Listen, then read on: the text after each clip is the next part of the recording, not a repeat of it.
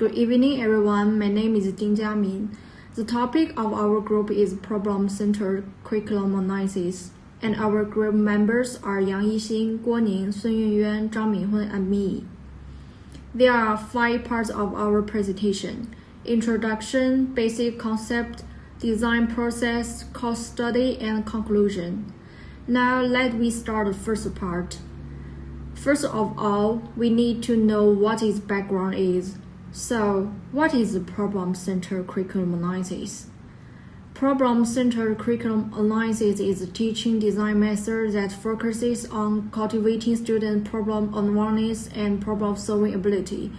It stimulates students' interest and initiative in teaching through the process of reading questions, analyzing problems, and solving problems. This teaching model requires teachers to design challenging questions and guide students to conduct in-depth exploration, so as to achieve the internalization of knowledge and improve their abilities. Then, let's look at the theoretical basic. Traditional teaching methods are usually teacher-centered, and students passively accept knowledge. But nowadays, the field of education pays more and more attention to cultivating students' critical thinking, innovation ability, and practical problem-solving ability. And problem-centered curriculum analysis has emerged. There are 2 main theoretical foundations of this teaching model: constructivism theory and problem-based learning. Constructivism believes that learning is an integrative process between students' existing knowledge and experience and new information.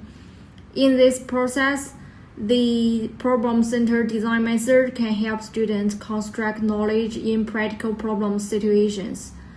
Problem-based learning expansions learning through solving practical problems and cultivating students' autonomous learning and cooperation ability. Our goal is to improve students' ability to solve practical problems by analyzing and solving complex problems so that they can better cope with future work challenges. At the same time, we hope that students can understand problems more deeply and develop critical thinking and analytical skills through in-depth analysis and problem solving. In addition, we encourage students to come up with new ideas and solutions. The cultivation of this innovative thinking is crucial for students' future innovative practice in various fields. Next, let our friends start his part. The next part is basic concept, and we will discuss this part into 8 perspectives. The first one is student-centered. Problem-centered curriculums emphasize the dominant position of students in the learning process. Curriculum content and design should be adjusted according to students' interests, needs, and cognitive levels. Teachers are no longer the only transmitters of knowledge, but guides and promoters of students' learning. The second one is emphasize the authenticity of problem. The problems in the curriculum should be authentic and realistic, reflecting the real changes in the social, cultural, professional, or disciplinary contexts that students live in. These problems should be complex and multidimensional to stimulate students' deep thinking and critical thinking. The third one is interdisciplinary integration. Problem-centered curriculum design emphasizes the connection between disciplines and usually requires the integration of knowledge and methods from different disciplines. Solving complex problems often cannot rely on the knowledge of a single discipline, but rather improves students' comprehensive abilities through an interdisciplinary approach. The fourth is exploratory learning. Students actively participate in the exploration of problems by raising questions, conducting investigations, research discussion, and cooperation. This process stimulates students' critical thinking and innovation and helps to cultivate their self-learning and independent thinking abilities. The next one is practice and reflection. Problem-centered curriculums not only focus on theoretical learning, but also emphasize deepening understanding through practice. Students need to solve problems in real situations and reflect the summarized in the process to improve their problem-solving and practical application abilities. The next is domestic and flexibility. Problem-centered curriculum analyze emphasize the flexibility and adaptability of the curriculum. Curriculum content, teaching methods, and learning activities can be adjusted according to students' feedback and learning progress. This flexibility helps to meet the learning needs and interests of different students. The next is collaborative learning. Problem-centered curriculums usually adopt a group cooperation approach to encourage interaction and cooperation among students. In the process of problem solving, students need to share ideas, resources, and information with others, and cultivate teamwork and social interaction skills. The last one is emphasize evaluation and feedback. In problem-centered curriculums, evaluation is not only the final grade, but more importantly, the feedback on students' performance during the learning process. Feedback can help students identify needs, improve learning strategies, and motivate them to continuously pursue better solutions. The next part, I will discuss the advantages and disadvantages of problem-centered curriculum. The advantages I will discuss in three perspectives. The first one is promote active learning. Problem-centered curriculum stimulates students' curiosity and desire to explore by asking questions, thus promoting students' active learning. In the process of finding answers to questions, students can understand and master knowledge more deeply. The second one, cultivate comprehensive abilities. This curriculum model not only cultivates students' professional knowledge, but also focuses on cultivating students' comprehensive abilities, such as critical thinking, creative thinking, communication, and collaboration skills, and so on. These abilities are crucial to students' future career development. The last one is improving the patience and effectiveness of teaching. Problem-centered curriculum improves the patience and effectiveness of teaching by solving practical problems. Students can see the direct application of learning, thereby enhancing their motivation and effectiveness of learning. The next part is disadvantages. It also into three perspectives. The first one is the high requirements for teachers. Problem-centered curriculum requires teachers to have high professional qualities and teaching abilities, to be able to design questions with depth and breadth, and to guide students to conduct effective exploration and discussion. The next one is the investment in teaching resources and time is large, because this curriculum model requires teachers to invest more time and energy to preparing teaching materials and designing teaching activities, and also requires more teaching resources to support teaching inquiry learning. The last one is uncertainty of student learning outcomes. Since problem-centered curriculum emphasizes students' independent inquiry, students' learning effects may be affected by individual differences, leading to uncertainty in learning effects. Teachers need to use effective teaching strategies to ensure that every student can benefit from it. Good evening, everyone. My name is Zhang Minhui. Today, I will introduce the process of problem-centered curricular design. This process has 4 key steps: learner analyze, goal setting, instructional design, and instructional reflection. Through this process, we can better develop students' overall abilities. Let me explain these steps in detail. Let's first look at the overall framework. Problem-centered curricular design follows 4 closely connected steps. The first one is learner analyze, understanding students' background, knowledge, interest, and practical needs. The second one is goal setting, defining clear knowledge, skills, and emotion objectives. The third one is instructional design, designing diverse activities around a core problem. The final one is instructional reflection, using feedback and evaluation to optimize the course and enhance outcomes. Now, let's dive into the steps. The step 1 is learner analyze. Learner analyze is the starting point of the design process. Using surveys, interviews, or classroom observations, we can guide through key concepts of information. The first one is background knowledge. What do students already know about the topic? The second one is learning needs. What are students interested in? What practical problem do they want to solve? The final one is skills and abilities. How strong are the analytical and problem-solving skills? For example, in a university environmental science course, surveys relevated that students were highly interested in solving the issue of urban waste management. However, many lacked experience with data collection and policy analysis. Based on this, the course was designed around the problem: how can we create a sustainable waste management system for a growing city? This allowed students to connect theory with real-world applications while developing necessary skills. The step 2 is goal setting. After understanding the students, the next step is to define clear and measurable learning goals. These goals typically include knowledge goals, for example, understanding the principles of sustainable urban planning. Skill goals, such as learning how to conduct waste audits or analyze environmental policies.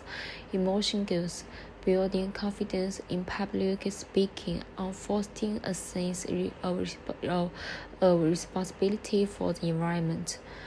For example, students will design a waste management plan for a medium-sized city, supported by data analysis and policy recommendations. The step 3 is instructional design. The step is the core of the curriculum. For example, in the urban waste management course, students could work in teams on the following tasks. The first one is data collection. Gather data on waste generation and disposal methods in a true city. The second one is solution design. Create a waste management plan, including structures like recycling programs, composting, and waste-to-energy technologies.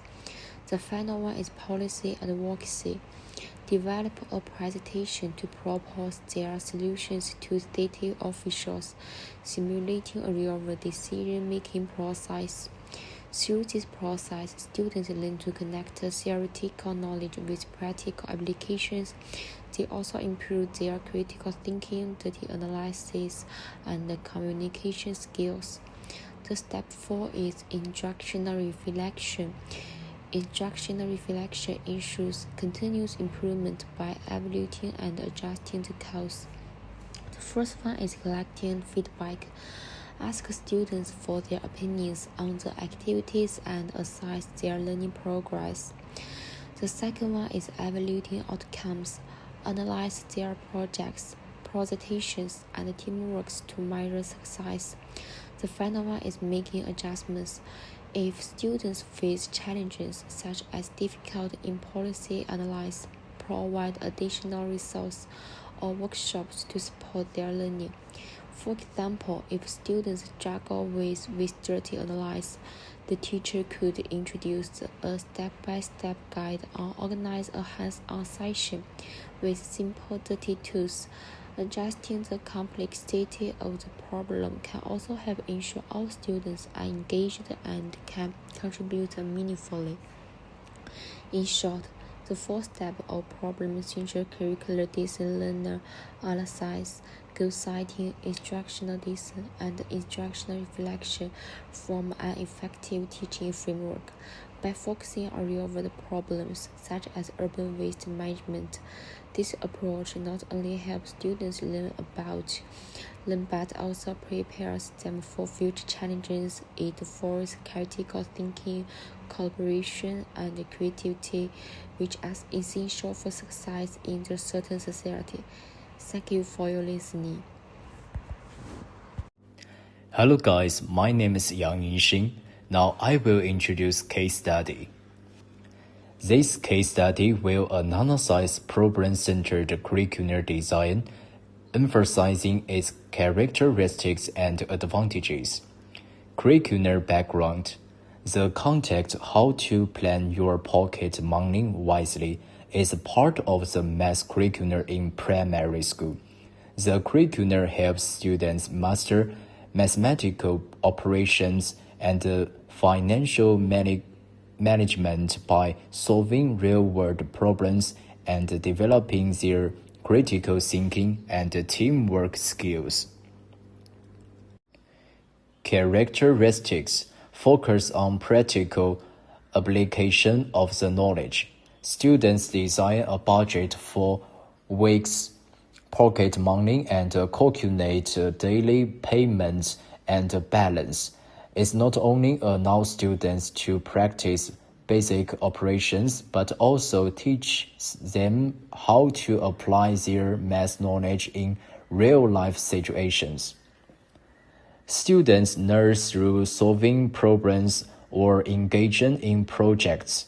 Students work in groups to research how children of the different ages use their pocket money and analyze spending habits and saving strategies.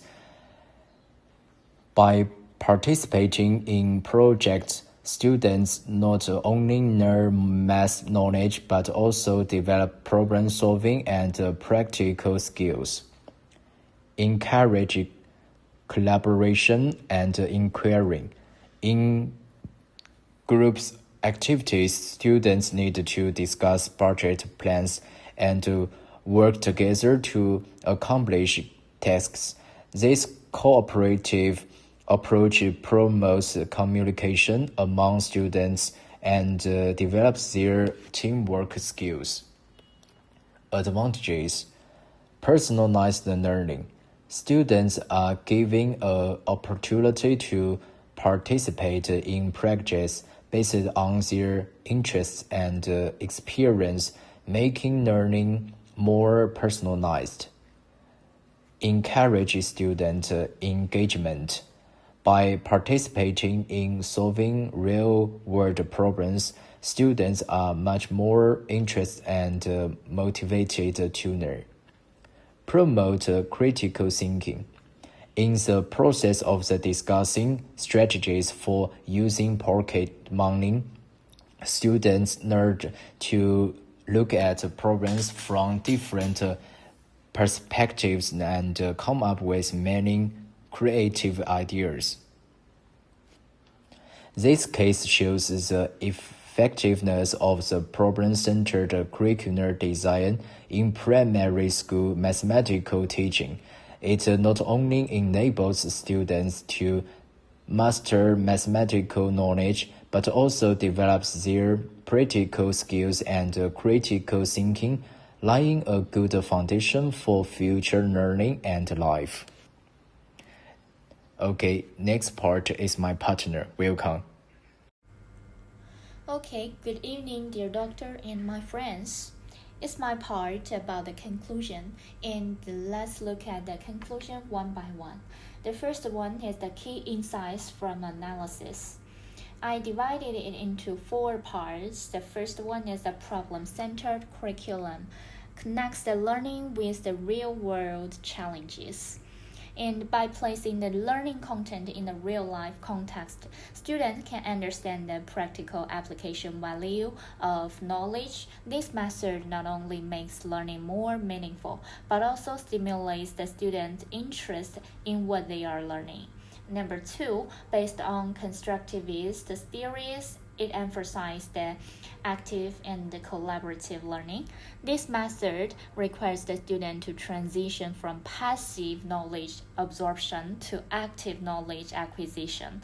They engage with their peers and teachers through research, discussion, and sharing of ideas, interacting with each other and the teacher to construct a knowledge framework. And collaborative learning is particularly important in problem-centered curriculum, as many problems require multi-dimensional thinking and teamwork, and it can also cultivate the student interpersonal communication and teamwork skills. Number 3 is the process involves identifying problems, inquiry-based exploration, and solution development. Identifying the problem, students are first presented with an open-ended problem that is typically relevant to reality and challenging, sparking their curiosity and interest in exploration. And inquiry-based exploration is the student conduct research around the problem, consulting the resources, designing the experiments, or conducting the service. This stage emphasizes the critical thinking and logical reasoning. And solution development is about the student propose the practical and feasible solutions based on the research result, reflecting or adjusting as needed. This process helps the student develop a systematic approach to problem solving and prepare them for the future complex tasks. And number 4 is the real-world case studies show its potential to enhance the critical thinking and engagement. When dealing with the real-world problems, students need to analyze the complex situations, identify the core issues, and weigh different solutions. The cultivation of the critical thinking goes beyond the one-way knowledge transfer model of the traditional courses. Okay, let's move on to the next page about the prospect opportunities for growth. I divided it into 5 aspects. And the first one is the technology integration. We can use the AI, data visualization, and VR to enrich the problem-solving experiences. As we all know, the AI refers to the artificial intelligence. It can analyze the student learning data to provide the customized support, helping them identify their weaknesses and targeted strengthening them. And VR, we all know that it refers to the virtual reality. It provides an immersed learning experience, allowing the student to be there in problem scenarios such as stimulating the disaster management scenarios or experiencing the historical events, thus enabling them to understand and analyze the problems more profoundly. Okay, number 2 is about global context. It addressed the global challenges like the sustainability, equity, and digital literacy. And for example, in the theme of sustainable development, students may need to design an energy-efficient buildings or research the economic feasibility of the renewable resources. By participating in these global themes, students not only acquire the knowledge but also cultivate a global perspective and sense of social responsibility. Okay, number 3 is assessment innovations. It developed tools to evaluate the problem-solving processes and outcomes. For example, process assessment focus on the student performance in problem-solving processes, such as teamwork, creative thinking, and adaptability. And outcome assessment, on the other hand, can be presented in diverse forms, such as the project reports, presentations, or digital portfolios, which can provide a more comprehensive display of the student learning achievement. Okay, number 4 is the scalability. It expands the implementation across the diverse educational settings, no matter whether it is in a developed area with the abundant resources or the remote area with limited resources. This course or curriculum design needs to be flexible and adaptable. By adapting to the different educational background, problem-centered curriculum can benefit more students and enhance overall educational quality. Okay, the last one is about the expanded collaboration. It fosters the partnerships between the schools, industrials, and communities. These partnerships provide resources and expert guidance on real-world problems. By strengthening these partnerships, students not only gain knowledge but also accumulate social and professional experiences, preparing them for future learning and work. Okay, let's move on to the next part is actionable recommendations. I divided it into 4 parts. The first one is encourage collaboration, build the partnerships between the schools, industrials, and communities we have mentioned before, right? Okay, and next one is empower educators, provide training and resources to implement problem-centered approaches. Okay, the number 3 is about the curriculum design. It develops a flexible framework adaptable to the different contexts and learners. This framework should be able to be adjusted according to the different learning environment, student groups, and educational goals, rather than remaining the same. So flexible curriculum design takes into account cultural background, social and school resources, and the students' interests and abilities. And the last one is about the policy support. It advocates for the policies that integrate the problem-based learning into the systems. And as we can see, educational policies should encourage the schools and the teachers, also the student, to adopt problem-based learning approaches and provide the necessary resources and support. For example, policies can create favorable conditions for the curriculum implementation by providing the funding support for the teacher training, technological equipment, and interdisciplinary collaboration, and so on.